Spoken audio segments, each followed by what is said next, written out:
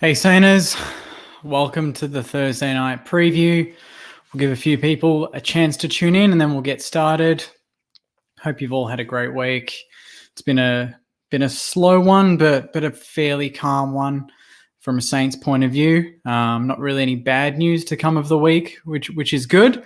I guess the worst thing to come from the West Coast game was the Jack Sinclair injury. That's, to me, probably the downside of the game. The loss was obviously pretty bad as well. We wanted to get the win, but we didn't.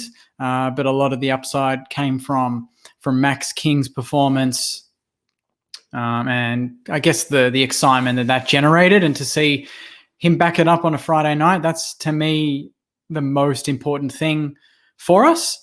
It's to back it up. We lost the game, but King kicked 6. He had 8 contested marks. The first player, well, the only player in under 50 games to do that since stats were taken from 1999.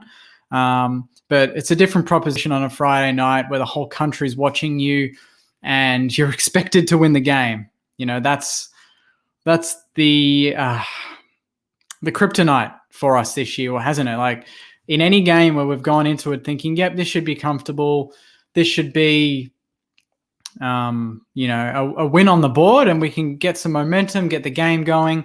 It's not really been like that for us. We've made the hard games look easy at times, and then we've made the easy games look hard at times. So to come up against Carlton, who, by all reports, they've had a long week in the media, on the track. Their fans want to see a response. Their coach is under pressure. They finally have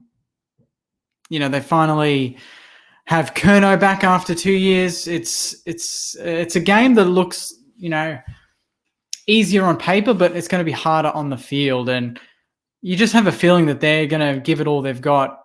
And I hope they do for maybe 10 minutes to the first quarter. And then after that, it's all Saints. Because right now, if we win this game, we will be 8th on the ladder by the end of Friday night. Obviously, by the end of the round, we're probably 9th, 10th, depending on other results. But, just to be 8th at any point in this season, round 20, this far into the season, I think is important, and that just keeps the belief alive. And who knows what happens from that point on. The players something might just click in the psyche of all of our players, that they believe, well, we're in the 8. We're a chance here. So I'm looking forward to it. I spoke to Terry from Blue Abroad earlier this week, and he had some interesting insights, and I assumed Harry Mackay wouldn't play, and I thought that would be a big bonus for us, not having to worry about another forward. But now with Curnow and Mackay in the team, that kind of creates a different sort of scenario in my eyes. I'm still optimistic about the game. I think that they're still too inconsistent, and although we lost last week and the week before, we showed some pretty good patches in those games, and we never got really blown out of the water. In West Coast, we did, but we brought it back and made it pretty respectable and almost could have pinched the game by the end. So we'll go through the ins and outs. We'll go through the comments, and we'll get this going. And then tomorrow night, hopefully, we'll be talking about a win after the game with the fans if you want to join. So fan cam will happen tomorrow night. I'll explain it all at the end of this video, and then, we'll talk about the game. So in terms of the ins and outs, let's go for it. There's massive... first of all, I love the headline from the AFL website. The headline is Saints lose 5. That's the headline the AFL went with. We regained Hunter Clark, Jack Higgins, Rowan Marshall, Tom Highmore, and out of the outs, we've got Sharman, who didn't play and was medical sub, Nick Caulfield, who came back from a hamstring injury and hasn't hit his best form, Claverino, who played but, again, is in and out of the team, and Paul Hunter, who only played because Marshall was unavailable. The only significant out is Jack Sinclair, who had some hamstring tightness that he got late in the game when he kicked a great goal. That was it. But the headline they go with is Saints lose 5. It should be Saints gain 4 stars. That's how it should be. They're all starting 18 players. And they're so important for us. Hunter Clark, it's so good to have him back. After the concussion, he's been out for 7 weeks. He's been doing very well on the track. It's great to have him back. Higgins, you just feel like if he or Marshall play last week, we probably win that game. I think that The one actual surprising notable that isn't there actually is Dean Kent, because I thought Dean Kent was going to be the straight out for Higgins, but it looks like we've got outs in other areas of the ground that accommodate. But Higgins back is going to be great. We're going to see Butler. We're going to see Higgins and Dean Kent roving at the feet of Marshall, Membry, King. It's great to see that Paddy Ryder has pulled up, because during the week they said that off a 5-6 day break that he was kind of 50-50 to make it. But in the end, he's playing. So to have the two-pronged ruck plus Higgins, Clark, and Highmore back is awesome. And in terms of Carlton, they obviously regain Charlie Curnow after 2 years, Harry Mackay, which I was hoping he wasn't going to play, but he's in. I wonder if they're a bit desperate there and they've just thrown him in underdone. Josh Honey and Lockie O'Brien. They're out to Eddie Betts, Mark Murphy, Cottrell, Petrifsky Seaton, and Zach Williams. So their outs are probably as big as their ins. So I think that our ins are much bigger than our outs, which is a rare thing to say this year. Usually we get one, we lose one or two, we get one back, we lose three. So for us to be able to get four and only lose one is perfect timing at this point in the year when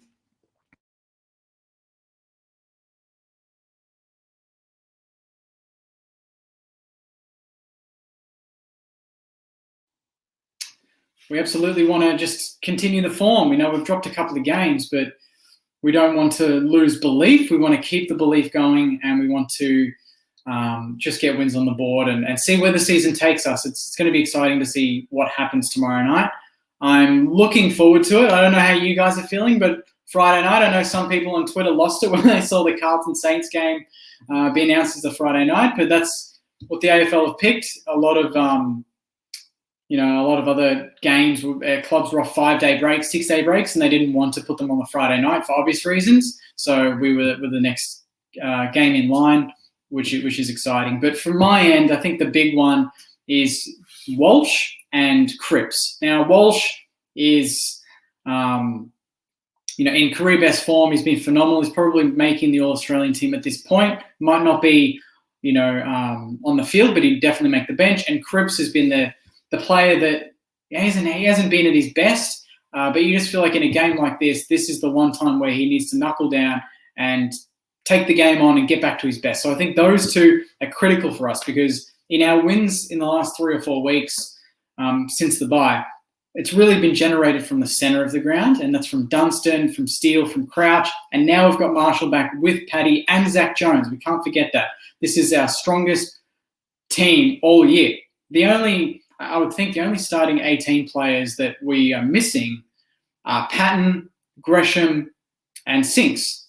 I really think we're only missing 3 of our starting 18, which is great. It's just a bit annoying that it's come so late in the year, but I guess, better late than never, they always say. So it could be a blessing in disguise. Maybe we're peaking at the absolute best time, which is at the latest point in the season. But if we're serious at making finals and serious for just causing some problems, even if we don't make finals, causing some problems for teams that are trying to make finals in the next 4 weeks, we need to be winning this game and winning it well. Carlton will obviously respond. They've been under pressure. Teams under pressure always respond, but it doesn't mean they can sustain it. And that's another point that Terry made in our chat earlier this week was, Carlton will bring the pressure, but it's just a matter of how long will they bring it for. And when they drop off, which they will, it's inevitable because they've done it in every game this year, are we good enough to capitalize, kick goals, take the game on, and create enough of a margin that the game is ours for the taking and Carlton can just give up, So there's been too many games previously that I just picture we should have won. It's prime time and we bottle it. And I don't want us to choke. We should have beaten Adelaide. We choked with 6 goals up. Dean, it's at Marvel Stadium, mate. So I'll go through comments, but it's at Marvel. That's where it's being played. But the Adelaide game we bottled. We should have beaten Port Adelaide. We probably should have beaten West Coast last week. We've lost to Essendon when we were favourites. There's a lot of games we've won when we've been favourites. A lot of games we've lost and won. We've been underdogs, so we're favourites. We're fairly heavy favourites going into this game. I think it might tighten with Mackay coming in and Curnow. But obviously with us getting Marshall, Higgins, Clark and Highmore back, it's our strongest team. So there's absolutely loss in this game. If we do, the people join live to cheating are going to be pissed. Way for our season to be done and dusted, and to bombing on Friday night to win with basic strength team. There's nothing I think of that would be worse. So that's my thoughts on the game, guys. I'm fully expecting very good performance on our part. The only issue I have is whether we bomb it to King and just think he's going to do what he did last week and be doing Towsy gets a lot of intercept marks and they rebound and Mackay and Kerno kick goals. But I think if our midfield gets on top and we just play the way we did for the majority of that game last week and bounce back, I think we'll get the job done. So let's go through some of these comments. Stu, you've got some sound issues, mate. I've got, I think the audio is working all, pretty decently on my end. So let me know if that fixes. It might be your internet. I'm not too sure, but on my end, I think the audio is working a-okay. So sorry if there's any issues, guys. Apologies. Let's go for some of these comments and see how you're all feeling. This one's from Beam. Happy with the ends, but concerned with their key forwards. Yeah, key forwards are always an issue for us. Last week it was Kennedy Darling. The week before that it was Georgiades and Dixon. It's always been an issue, but we need to overcome it. We've got Highmore back, Wilkie, Dukes. We've got enough there to cover it. It's just a matter of whether they isolate it or or we can get that rebound where Wilkie leaves his man and intercepts, or Highmore does the same. It's just up to them whether that happens.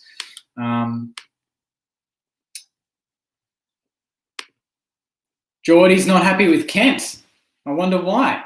I think Kent's probably a bit lucky to retain his position, to be honest. But, I think there's something there that he provides. I thought he was going to be straight out for Higgins, but obviously Rats has got different plans for him.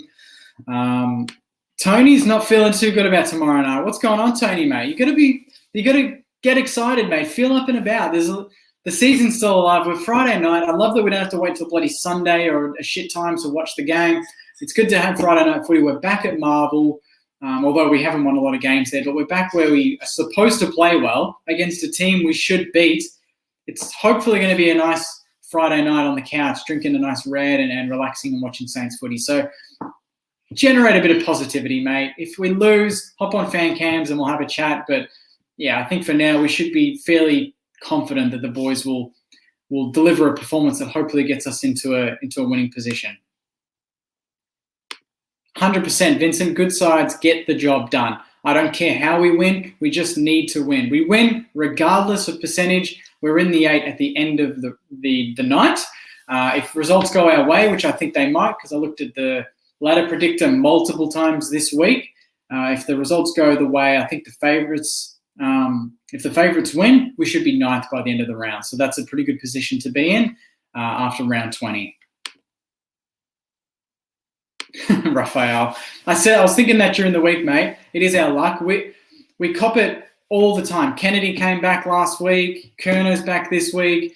It's just our luck. And I wouldn't even call it luck, to be honest. But I think he's been out for 2 years. I don't think he's going to come in and kick 7. He's not going to be the difference. Obviously, he's an important player and he's very, very talented. But if we're serious, just like the previous commenter said, if we're serious about finals, regardless of Kerno or Mackay playing, we should win this game. But it's all above the shoulders for us. If we're switched on, I will feel pretty comfortable about the game. If we're not, and Carlton bring the pressure and we crack under that pressure, which we have done in previous games this year, I'll be a bit worried, to be honest. But at this point in time, with the ends we've got, with the form we've shown in the last 5 weeks, I'm feeling quietly confident about getting a result. This one's from Neil. In general, a net win with our ins and outs, but we're going to miss Sinks. Sinks offers that rebound. This just gives a bit more importance to Brad Hill. Brad Hill needs to stand up even more now. We've got Brad Hill. Maybe Connolly can go back there and play a role. Connolly's got a bit of toe. He's a good kick. I don't see why he looks as quick as Brad Hill off the mark. He's a good kick. Seems like a perfect fit. Put Connolly at halfback with Brad Hill, learn the ropes there, get a bit of the ball, get a feel for the game, and set up playoff halfback. I think that's a great learning curve for him, and he can learn multiple positions. He's played forward, he's played wing. Halfback seems like a good fit for Connolly. So, I'd do that, to be honest.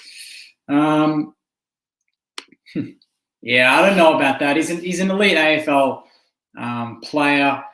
He's athletic as they come. I think that, I wouldn't be betting on that. But you just hope that by quarter time, half time, we're in a position where even if he does get enough of the ball to kick goals, it shouldn't impact the result. Fingers crossed. Ooh, Alan.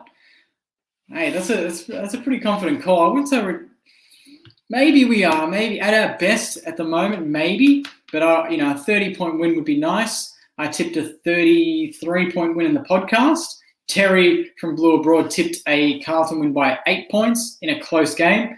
But I think if Carlton win, you'd think it'd be a close game. And if we win, potentially it's a bit of a bigger margin. But if we're at our best, we should get the chocolates. Carlton, their biggest losing margin was last week, believe it or not, against North, which was 30-odd points, I think, or 40 points.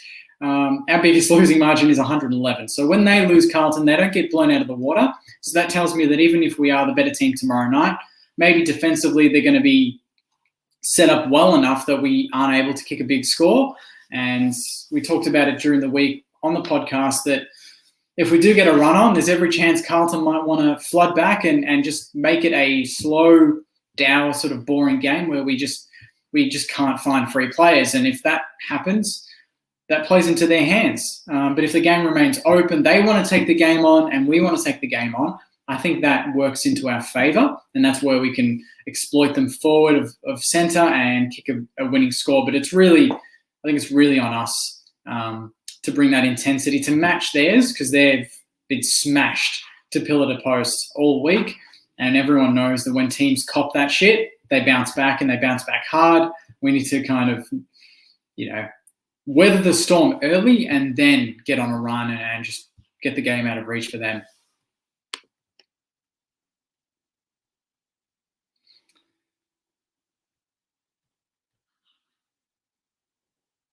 Yeah, that's a big one, Tony.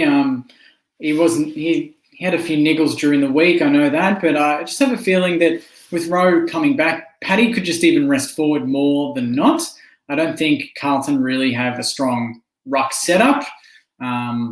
So Rowe being back's great. Maybe that offers a bit more flexibility, and it means Paddy can sit and take the pressure off King, because that's what the two ruck setup always does, is the other ruck can rest forward. That takes the other defender away from King, and they can't afford to leave, Ryder or Marshall, leave their man to go and help Wiedering on King. So I think if Paddy, is even 75% fit, I reckon he plays, and he plays 80% forward, 20% ruck, and just rotates when he needs to with Marshall. So fingers crossed he can play, because he makes us a much better team. But I have a feeling that, the lineup will be exactly as is come this time tomorrow.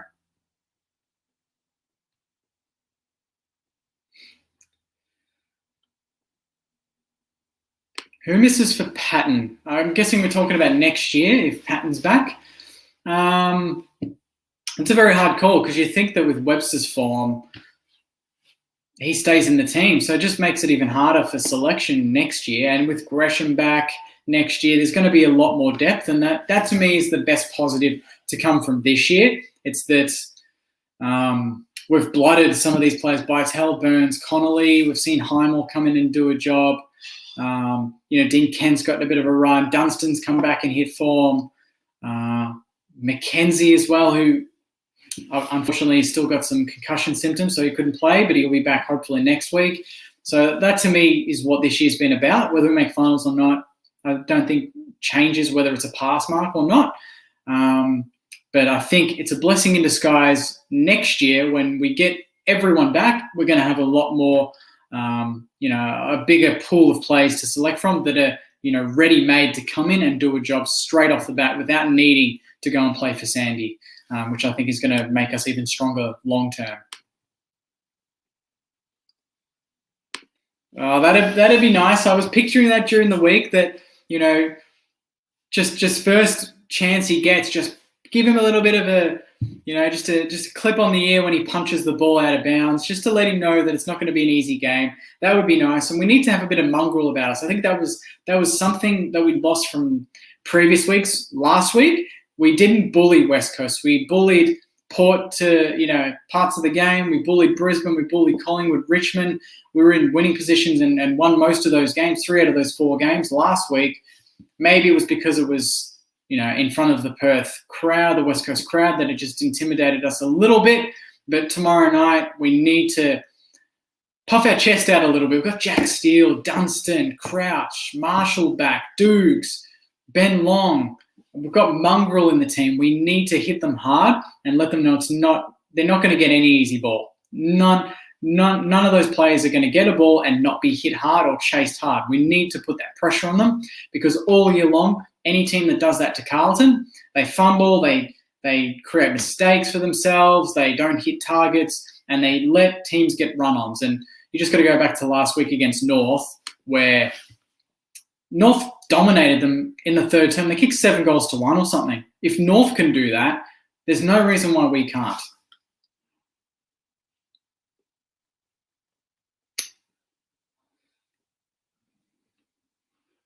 Yep, Christina Sinclair, unfortunately, has got hamstring tightness. He's just being rested as a precaution, but looking likely that he'll be back next week to take on Sydney. So I think it's fine. We've got the players to cover him, which is good. Connolly can play that position. Webster can push up even higher.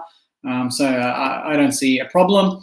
It's just unfortunate that he's been one of our probably top 5 best players all year.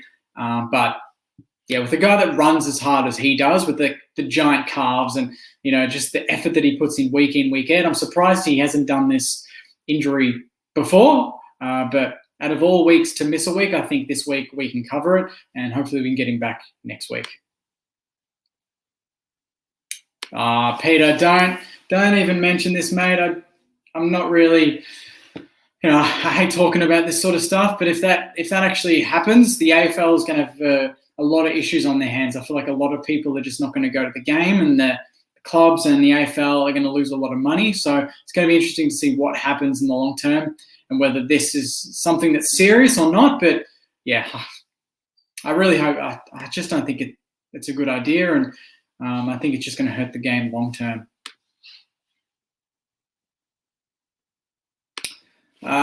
Johnny, Brent Hill should play on a wing. Look, I agree with you there, but I think with Sinclair being out, I think it just, like I said before, it makes his game even more important to generate that rebound. I think we rely more than any other club on the rebound from halfback to score. With Sinks, with Webster even running forward of the back 50, and then obviously Brad Hill. But now with no Sinks, and depending on whether we play Connolly there or someone else there, remains to be seen. But Brad Hill will need to play, I think, more off halfback and just basically halfback to half forward. That is Brad Hill's, ground.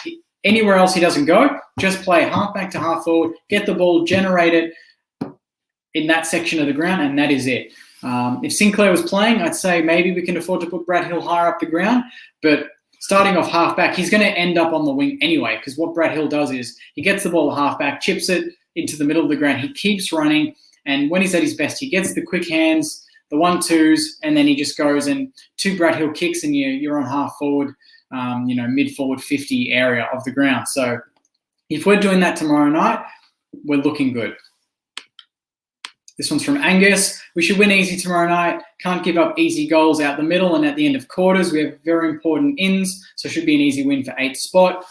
I'm not going to agree that it should be an easy win, because every week there's just surprise results, and this season has proven that the favourites lose more than not, which is crazy. But what I do agree with is we need to stop giving up easy goals at the middle and end of quarters. So many times this year, and particularly last week, anytime we kicked a goal or we were close and there was a minute left in the quarter, we gave up a stupid free kick and it resulted in a dumb goal. And instead of going into the quarter 6 points down or even closer, we go in 2 goals down and the momentum completely shifts. In this game, we need to kill the quarters. Whether we're down or we're up, it doesn't matter. We need to have game awareness and know that if there's 2 minutes or less on the clock, no need to do anything rash, no need to go for a goal unless, it's a minute to go and we're 5 points down in the fourth. But there's no need to rush. Just play tempo footy, chip it around, hold possession. And obviously the most important thing is don't concede another score. That's a goal we need to set every week, is in the final 2 minutes of every quarter, do not concede a score. That's it. Play it as simple as that to the players. So if we concede any goals in red time tomorrow, I'm going to be fuming. Even if we win, it's just something you can't do in big games. Last week was a big game. We lose by 8 points, and before three-quarter time, we conceded a dumb goal. Or I think it was at halftime even. We conceded a dumb goal, and it put us 2 goals down instead of 1 goal down. So that sort of stuff hurts you at the end of the game when you look at the scoreboard and think, well, we lost by 8 and we conceded 3 goals in red time. So I think it's really important that we kill the quarters, we start well, and we end well. That's what I want to see tomorrow.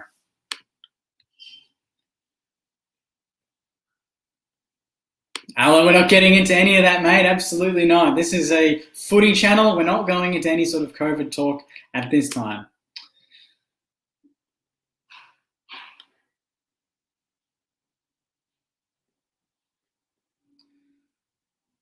All right, well, I reckon I'll leave it there, guys. Maybe we'll go with one more.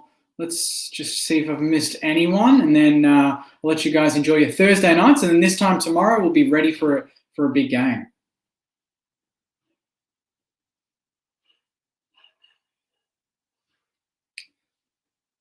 Ooh, okay, Kyle. So you reckon Wilkie's going to play on Curnow? That's not a bad call. So Dukes, I guess it's right. I keep forgetting that Mackay's in, which is annoying.